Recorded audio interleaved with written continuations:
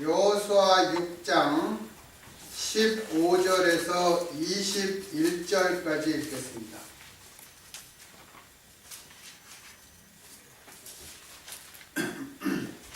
구약성경 327페이지입니다. 15절에서 21절. 제7일 새벽에 그들이 일찍 일어나서 여전한 방식으로 성을 7번 도니 성을 7번 돌기는 그날 뿐이었더라. 7번째에 제사장들이 나팔을 불 때에 여호수아가 백성에게 이르되 외치라. 여호와께서 너희에게 이 성을 주셨느니라. 이 성과 그 가운데 모든 물건은 여호와께 바치되 기생 라합과 무릇 그 집에 동거하는 자는 살리라. 이는 그가 우리의 보낸 사자를 숨겼음이니라. 너희는 바칠 물건을 스스로 삼가라. 너희가 그것을 바친 후에 그 바친 어느 것이든지 취하면 이스라엘 진으로 바침이 되어 화를 당케 할까 두려워하노라. 음금과 동철기구는 다 여호와께 구별될 것이니 그것을 여호와의 곳간에 드릴지니라. 이에 백성은 외치고 제사장들은 나팔을 불매 백성이 나팔 소리를 듣는 동시에 크게 소리질러 외치니 성벽이 무너져 내린지라. 백성이 각기 앞으로 나아가 성에 들어가 그 성을 취하고 성중에 있는 것을 다 멸하되 남녀 노유와 우양과 나귀를 칼날로 멸하니라. 아멘.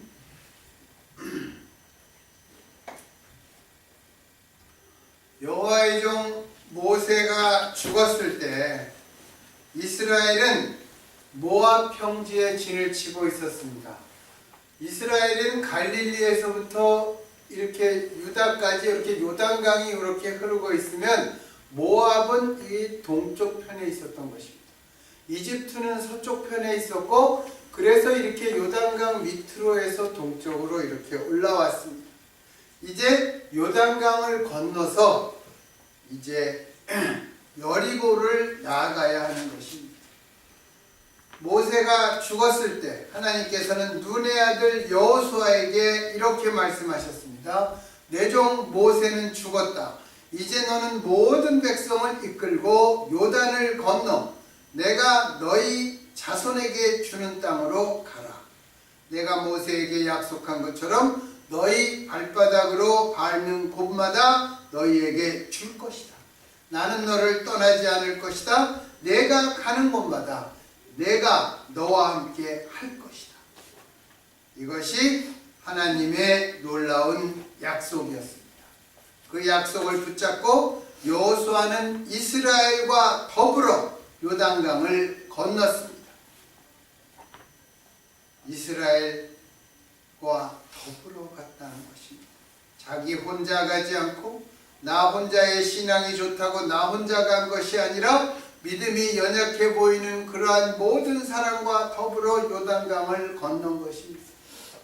이것은 모세가 홍해를 건넌 것과 같은 맥락입니다.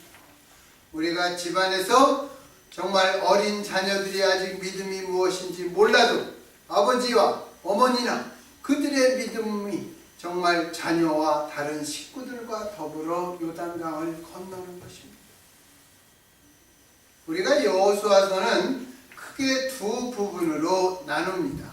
첫 번째가 무엇이냐면 Conquest of the Land입니다.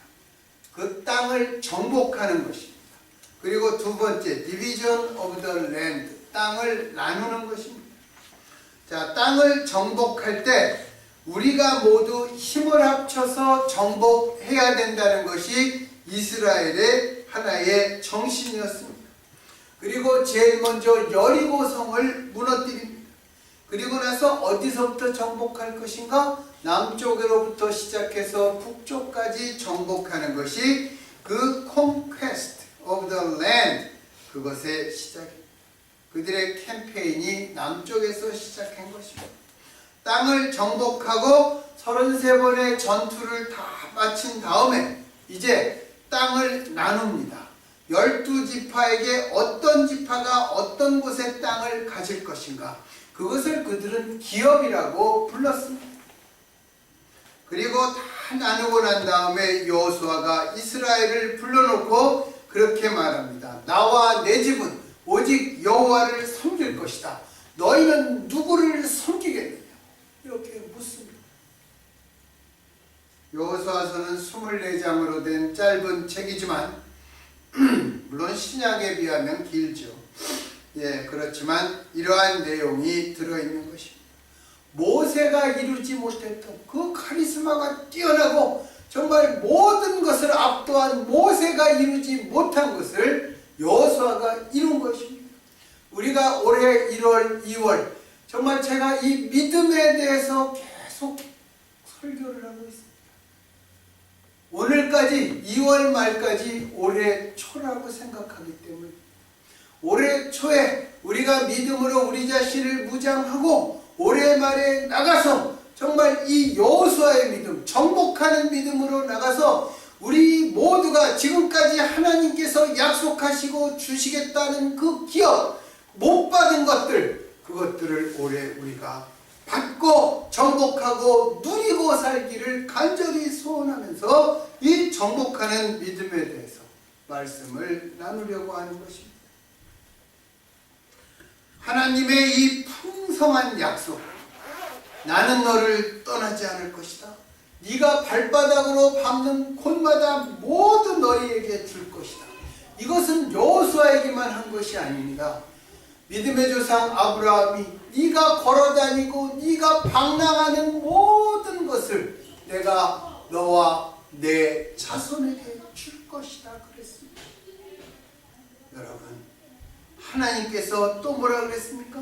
네가 어디를 가든지 내가 너와 함께 할 것이다. 여러분이 어디를 가든지 하나님이 함께 할 것이다. 여러분 믿습니까? 믿어야 됩니다. 믿어야, 절대적으로 믿어야 돼요.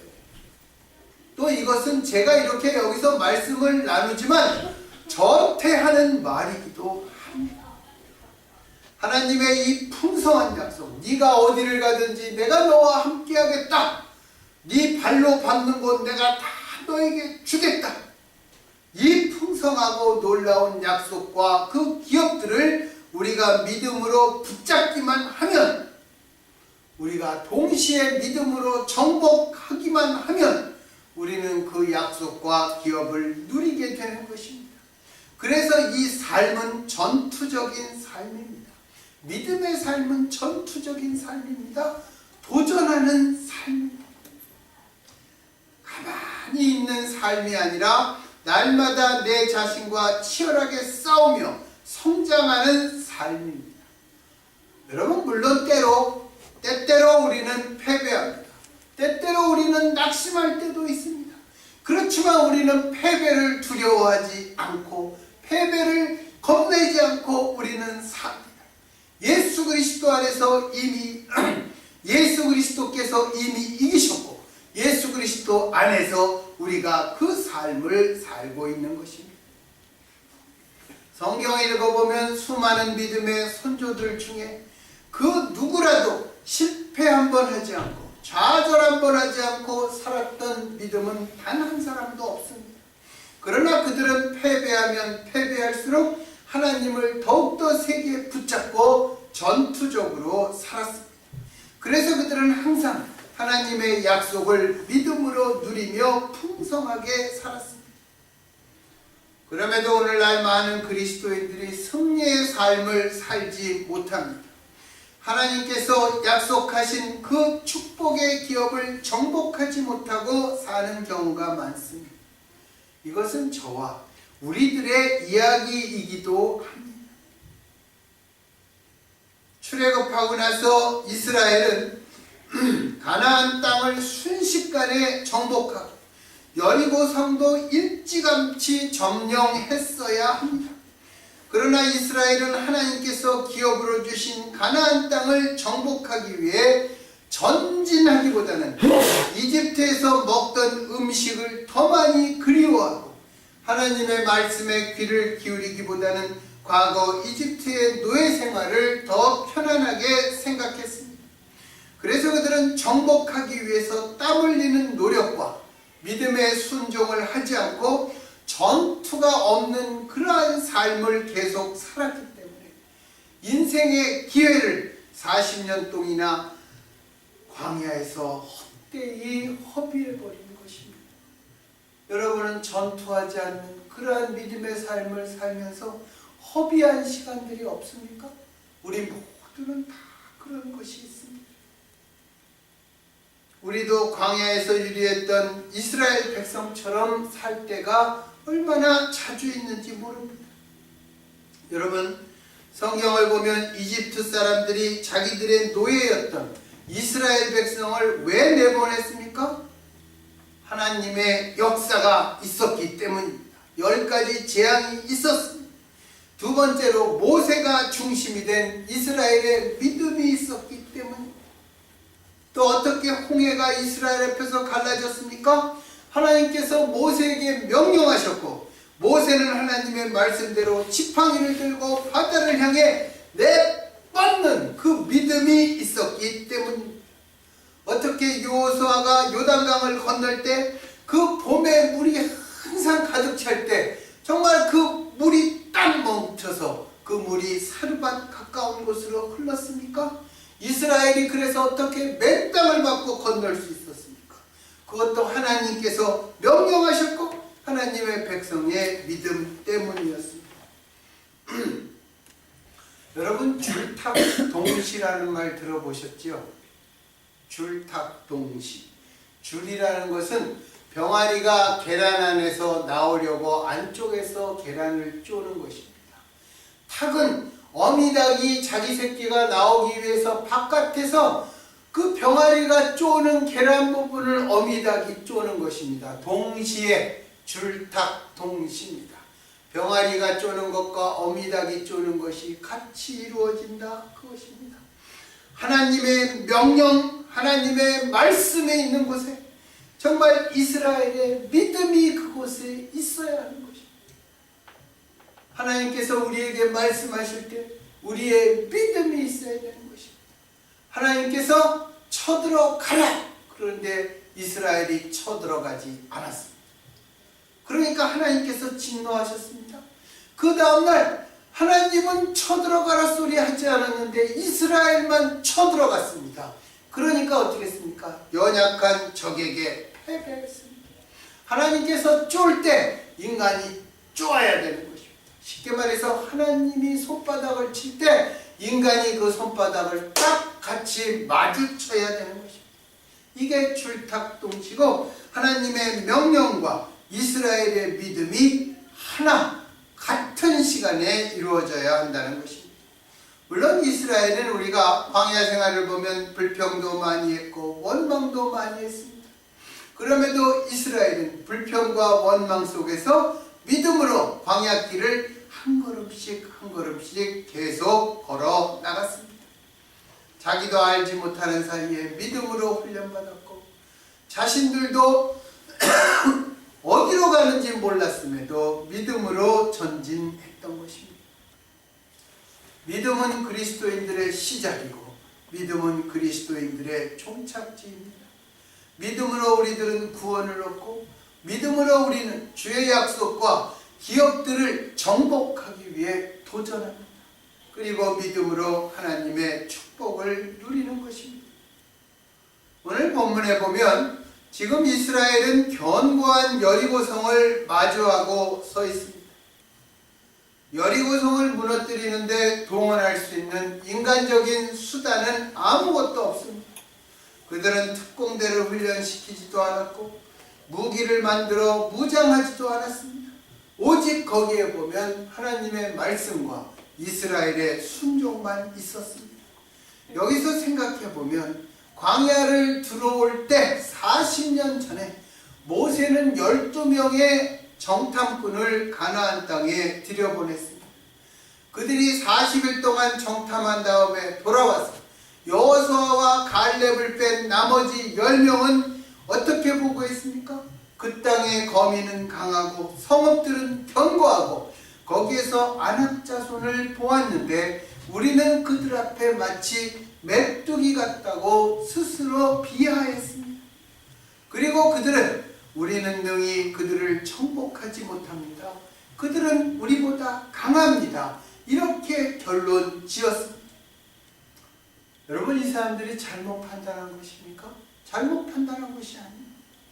이 사람들은 객관적으로 상식적으로 판단했고 자기들의 판단의 결과 그대로 모세에게 보고했습니다. 신앙은 상식을 무시하지 않습니다. 여러분, 믿음의 조상 아브라함과 사라는 어땠습니까? 자식 낳기에 자기 몸들은 죽은 것을 알았습니다. 사라는 자기의 태가 다친 것을 알았지만 아브라함과 사라는 하나님의 말씀을 믿고 언약의 후손인 이삭을 잉태하였던 것입니다. 이것은 기독교가 상식을 무시하는 것이 아니라 상식에서 한 걸음 더 나아가는 것입니다. 아브라함과 사라는 자기들 몸의 생산 능력이 그친 것을 알았지만 그들은 그것보다 하나님의 능력을 알았습니다. 하나님께서 말씀하시니까 하나님이 어떤 분이신지를 알았습니다. 하나님의 약속을 믿었습니다. 여러분, 이것이 믿음입니다. 우리가 가져야 할 바로 그 믿음입니다. 우리 눈에 보이는 것이 전부가 아닙니다. 눈에 보이는 것만으로 판단하고 결정한다면 상식과 정직이 도리어 우리의 믿음의 함정이 되어서 우리의 눈에 보이지 않는 하나님을 바라보지 못하게 하는 것입니다. 엘리사가 도단에 있을 때 아람 왕이 와서 그 도단 그 성읍을 포위했습니다. 엘리사의 시종이 뭐라 그랬습니까? 주여, 저 많은 군대가 우리를 포위했습니다. 그 엘리사가 기도하죠. 하나님 아버지, 이 아이의 눈을 떠서 보게 해주십시오. 불말과 불병거 천군 천사가 포위하고 있는 것을 보았던 것입니다. 야복강에서 믿음의 조상 야곱이 밤새 하나님과 씨름했습니다. 야곱의 눈에 하나님의 무엇이 보였습니까? 눈에 보이지 않는 하나님의 축복이 없으면 내가 살아갈 수 없다. 야곱은 그것을 본 것입니다. 모세가 보냈던 정탐꾼들은 정직하게 말했습니다. 객관적으로 판단했습니다.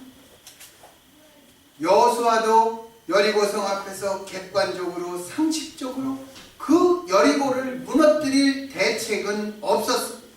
그러나 여호수아는 한 가지 더 가지고 있는 게 있었습니다. 자기와 함께 하시는 나의 총사령관이신 전지전능하신 여호와께서 어떤 분인지 알았습니다. 이스라엘 백성은 하나님께서 이집트에서 자신들을 구원해내신 이유가 가나안 땅을 정복하고 하나님의 약속과 기업을 누리도록 하기 위함이었다는 것을 알았습니다. 알았지만 광야 40년의 힘들고 모진 세월 동안 잊어버렸습니다.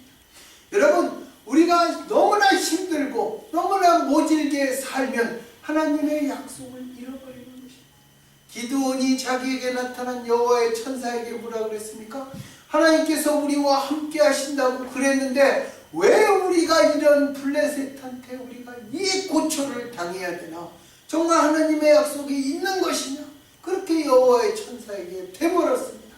살아갈 때 너무나 삶이 힘들고 어려우면 하나님의 약속을 우리가 잊어버리는 되는 것이, 잊어버린다는 것보다는 거기에 대해서 의심을, 거기에 대해서 내가 잘못 들었나, 그런 생각을 하게 되는 것입니다.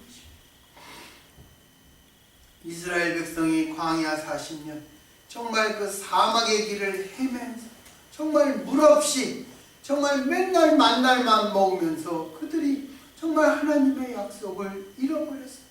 우리도 마찬가지입니다.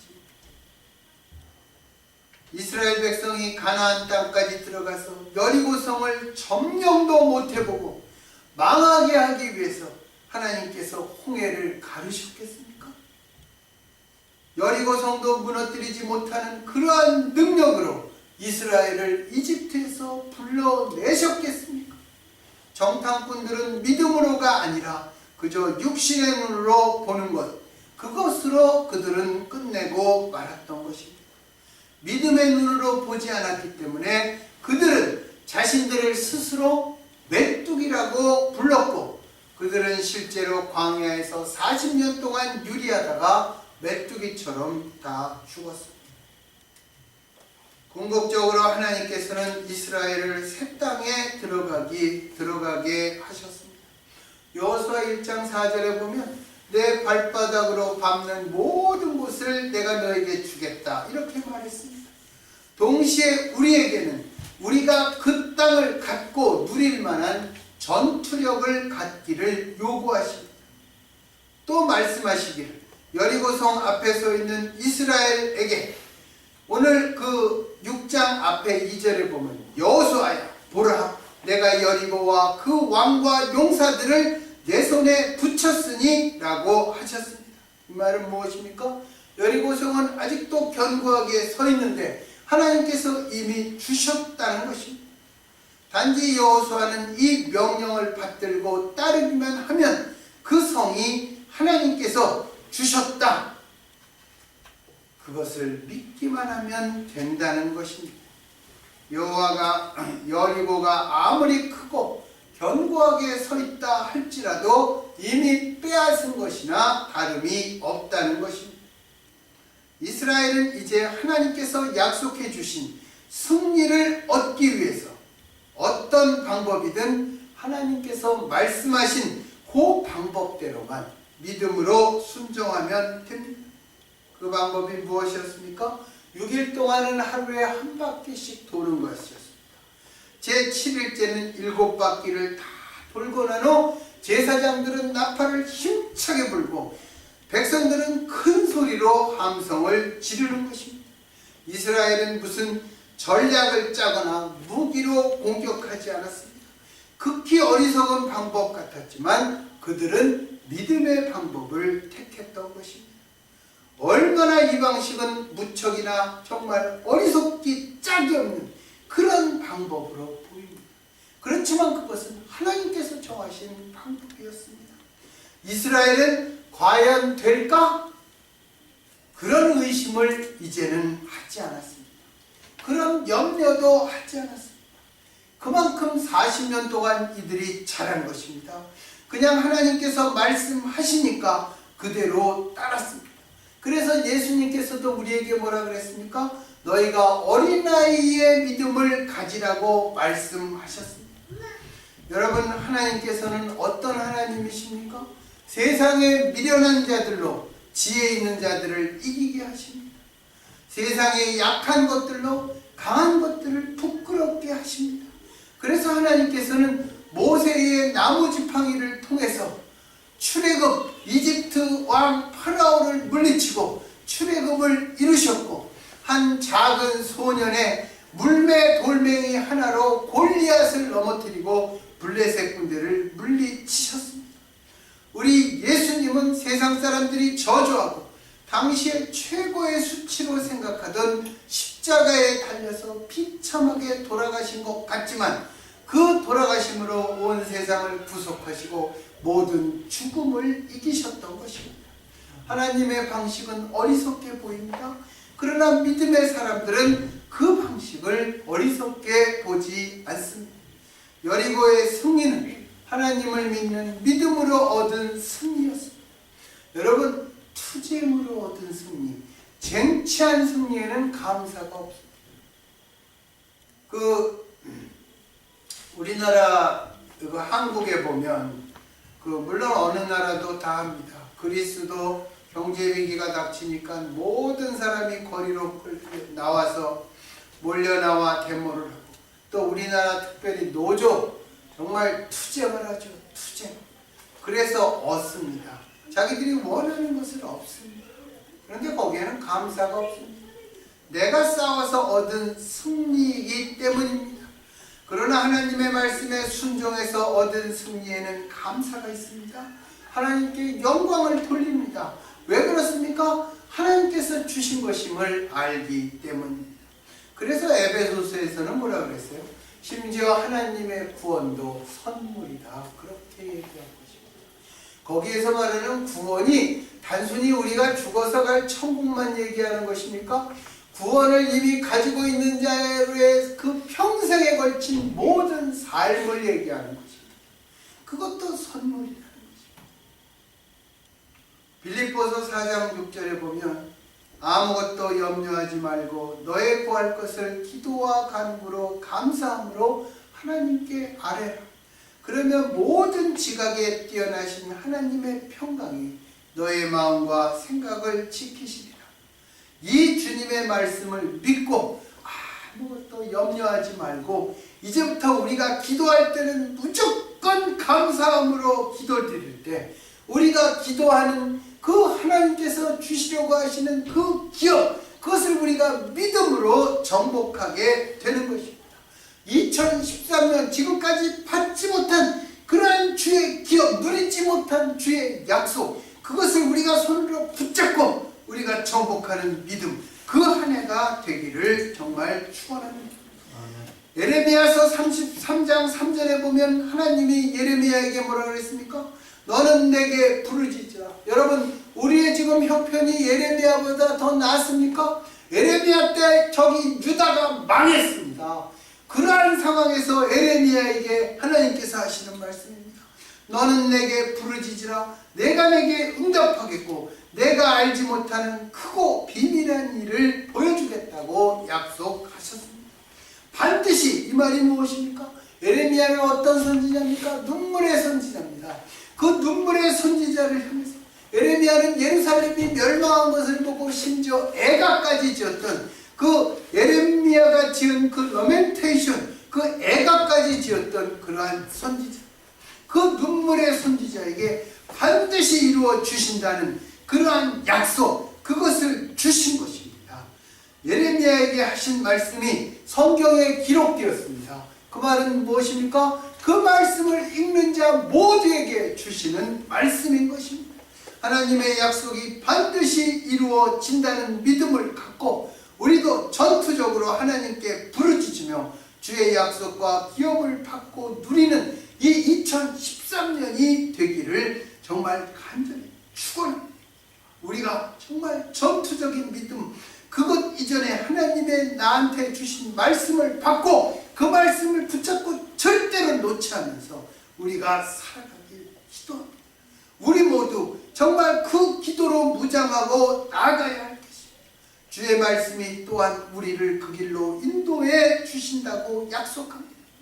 이제 이번 주 2월이 끝나고 3월이 시작됩니다. 봄이 시작됩니다.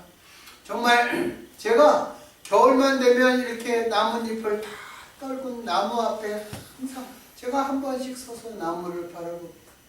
정말 나무처럼 새롭게 살아봤으면 좋겠어요.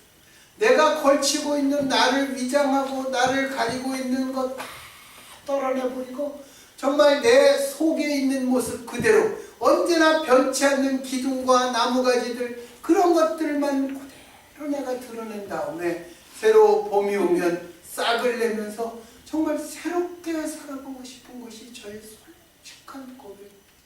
새롭게 정말 새로운 잎을 내고 새로운 꽃을 피고 새로운 열매를 맺어서 정말 하나님 앞에 보다 더 정말 온전한 믿음으로 나아가기를 원합니다. 그럼에도 저는 지금까지 이렇게 살았습니다.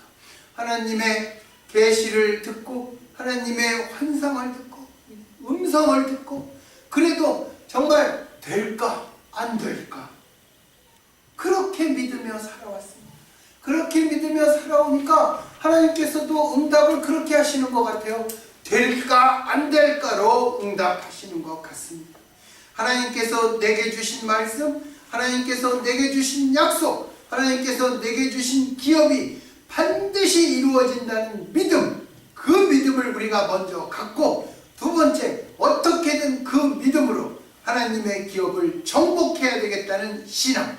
아브라함과 사라가 자기 몸이 죽은 줄 알았지만 하나님께서 내년 이맘때 내가 너에게 믿음의 후사를 주겠다, 그 말을 믿고 상식에서 하나님의 약속을 한 걸음 더 나가서 붙잡고, 그래서 지금까지 누리지 못했던 하나님의 약속을 반드시 우리가 이루고 정복하고 하나님께서 주신 기업을 누리며 사는 2013년과 앞으로 우리의 삶이 되기를 약속을 이루시는 하나님 아버지 이름으로 간절히 축원합니다. 기도하겠습니다.